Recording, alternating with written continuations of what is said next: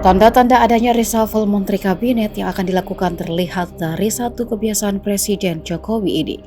Sebelumnya isu reshuffle itu diwacanakan akan dilakukan pada Rabu 1 Februari 2023 atau bertepatan PON dalam kalender Jawa.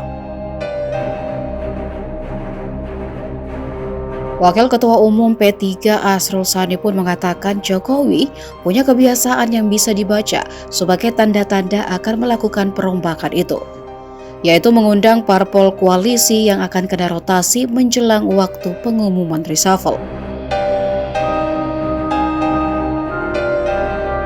Asrul Sani mencontohkan dengan mengacu pada reshuffle periode pertama, yang mana jika menteri parpol tertentu akan diganti, Jokowi akan memanggil parpolnya langsung jelang pengumuman. Asrul mengatakan Jokowi tak harus mengumpulkan seluruh parpol dalam waktu bersamaan untuk membahas reshuffle. Ia menyebut seluruh parpol koalisi percaya dengan keputusan Jokowi. Terkait pertemuan Jokowi dengan Ketua Umum Nasdem Surya Paloh beberapa waktu lalu, Asrul menuturkan Jokowi akan mempertimbangkan seluruh aspek untuk melakukan reshuffle.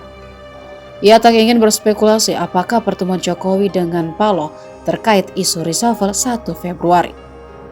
Sebelumnya beberapa tokoh sudah menemui Jokowi di istana, di antaranya PLT Ketua Umum P3 Mardiono, Ketua Nasdem Surya Paloh, hingga politikus PDIP Budiman Sujatmiko. Sementara itu, Jokowi saat dikonfirmasi enggan menyampaikan pembahasan pertemuannya dengan Surya Paloh.